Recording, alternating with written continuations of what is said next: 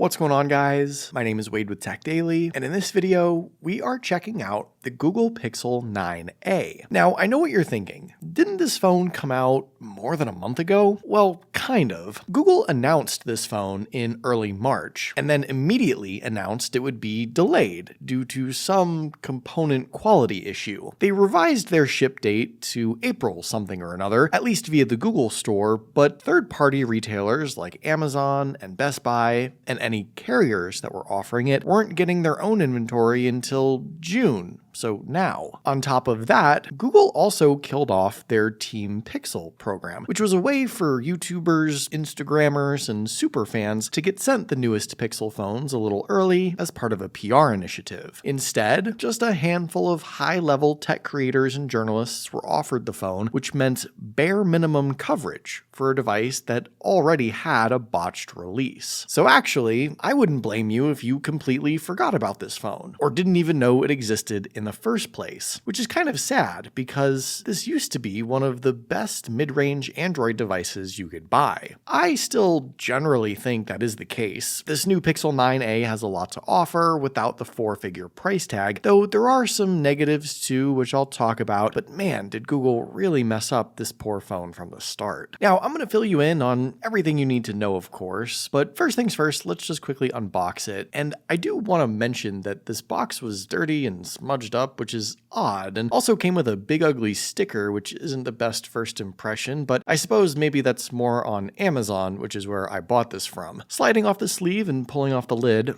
the first thing you get is the phone itself. This is the Peony color option, which I really like. Digging a little deeper inside the box, you also get a SIM ejector tool and a little pamphlet of instructions and information. Nothing else inside there though. And at the very bottom of the box, your familiar USB-C cable. You don't get anything more with these smartphones nowadays. I also hate this recycled looking packaging, but it is what it is. And as we get this phone fully unwrapped and powered on, let me touch on pricing and availability now. So the full retail price for the Pixel 9a is $499, and that's for 128 gigabytes of storage. You can double that for $100 more, and right now for Father's Day, Google and Amazon and everywhere else probably is offering you $50 off this phone. Though this is one of those phones that's just perpetually on sale, it seems like, and you can find various 10% off codes via folks' referral links as well, and it's also sold through most of the major carriers at various discounted monthly offers, so lots of opportunities here to not pay full price, and I'll leave some links down in the video description below if you want to do some price comparisons.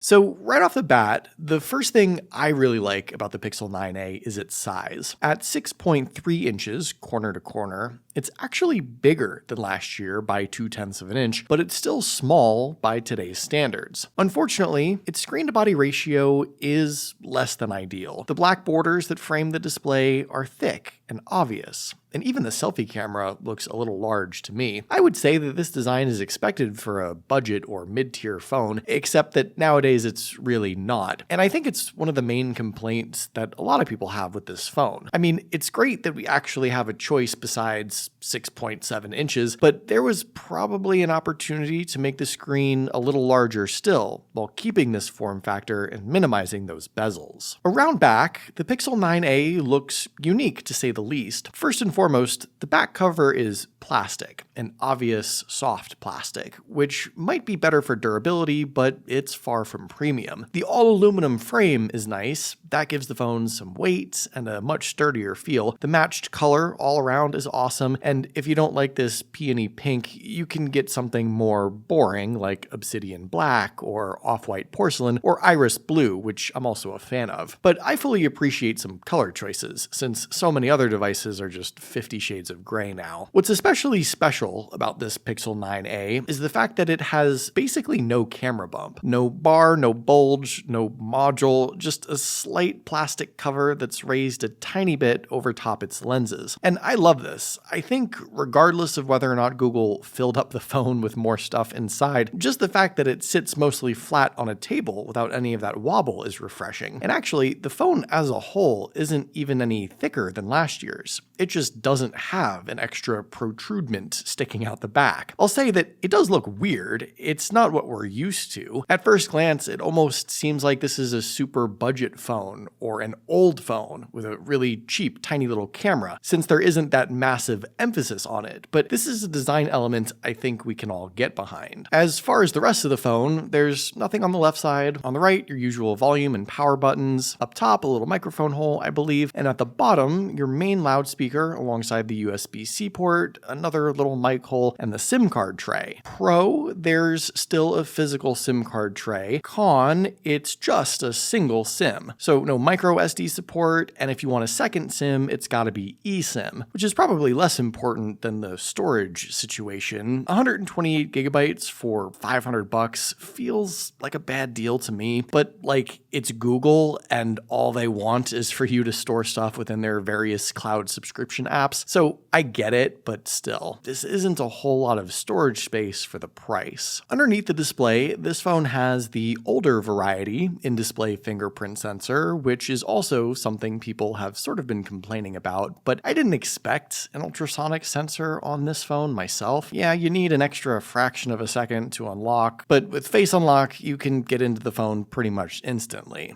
Now, one thing that was upgraded on this new 9A was the screen. Aside from bumping up the size a little bit, Google also increased its brightness. It's now a POLED panel with a few more pixels, 2424 by still 1080, and it peaks at 2700 nits of auto brightness. For your regular user-controlled brightness, that got a bit of a bump too, but I will say that you really only get super bright at like 85 or 90% and higher. Below that threshold, this phone looks surprisingly dim, and the front glass, Gorilla Glass 3, is older and more glare prone. One other thing I'm going to nitpick, to get the 120Hz refresh rate this phone also supports, you need to dig deep in the display settings and scroll all the way down to the last option to enable it. I'm not saying Google is hiding this per se, but like, why put it all the way down there, you know? Honestly, I don't hate this screen all in all. I think it's generally a decent viewing experience, and it's not like anything is missing or that Google cut any corners. I guess I'm just surprised that the glass wasn't swapped out for something newer at this point, and that those bezels still need to be so big. I mean, they don't, we know that. And Google did swap out the panel for something better, so I don't really get the whole display setup. It feels like an odd mix. It's good for sure, but still a little odd. What's also pretty good is the speaker setup. This phone has two of them, one main one at the bottom and the secondary one at the top within the earpiece. And similar to the display brightness, the sound also has a big fall off under like 80% volume. You get nice loud sound cranked all the way up, but it's very, very quiet after 2 or 3 clicks down. It seems like there needs to be a more even adjustment scale.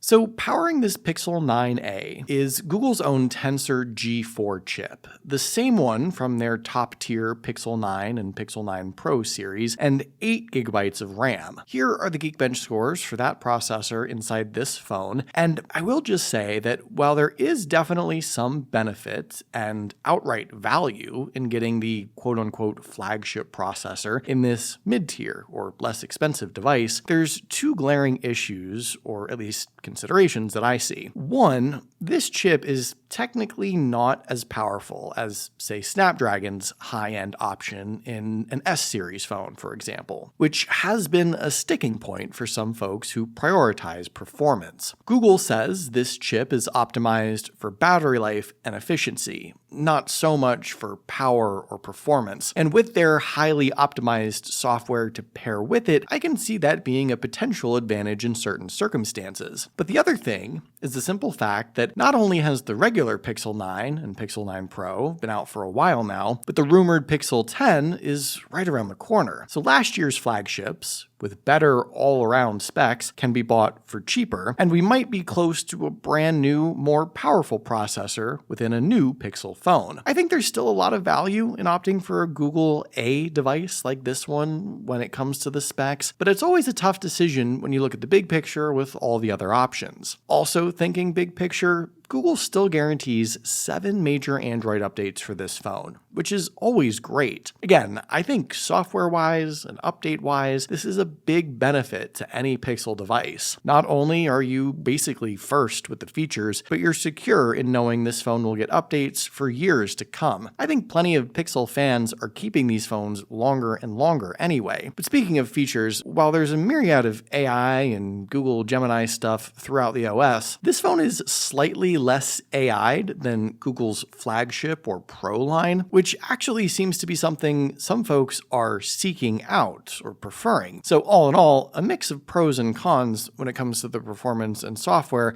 but I look forward to using this phone in the coming weeks to really see how it compares. Also inside this phone is a pretty beefy 5100 mAh battery, which arguably is really quite large for a phone this size. By comparison, Samsung's regular-sized S25, a 6.2-inch device, has a 4000 mAh battery. So I suspect this Pixel 9a to be better than average when it comes to reliably lasting through the day. And like I mentioned, Google is all in on battery and OS optimization, so that's another element that may help. The charging speeds here are fine, nothing special, nothing new, 23-watt wired and just 7.5 watts wireless, but hopefully you won't be needing to plug this guy in much to begin with. Last but not least, we can't talk about a Pixel device without going over the cameras, and Google upgraded a few little things here too. So around back, we still get a 2-lens setup. The main shooter is now a 48 megapixel lens, less pixels but a different sensor similar to the Pixel 9 Pro Fold, and the same 13 megapixel ultra-wide shooter from previous years. The selfie camera remains unchanged as far as I know, and inside the camera app, Google continues to add not just shooting modes, but kind of helpful features like Add Me, where you can stitch together 2 images to include someone who is holding the camera in the first shot. There's a lot of AI-driven add-ons that help take this camera setup to the next level, but as a whole, this is still a top-tier picture taker, and one of the main reasons why people prefer Pixel devices over most other Android smartphones, especially in this price range. I'm of the opinion that this is still going to far outshoot Samsung A series, for example.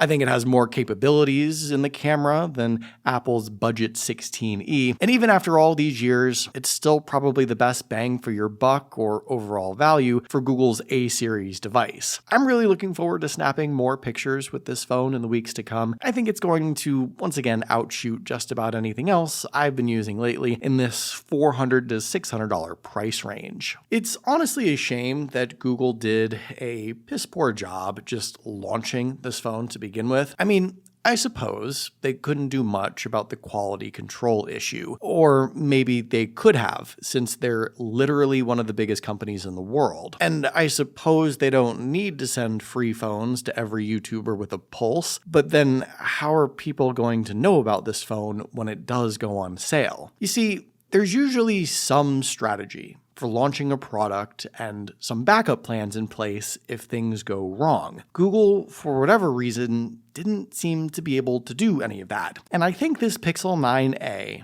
is unfortunately going to wind up being a forgotten somewhat failure, which is just ridiculous since they don't have much competition, especially here in the US. The phone itself is great, and they're literally one of the biggest companies in the world. How do they keep messing this stuff up? It's beyond me. Anyway, hopefully you guys enjoyed this video. Let me know what you think of this Pixel 9a in the comments down below, especially if you have yours already. I'd love to hear your thoughts, of course. Be sure to follow TechDaily on Twitter and subscribe to the TechDaily YouTube channel if you haven't already, and I'll see you guys later.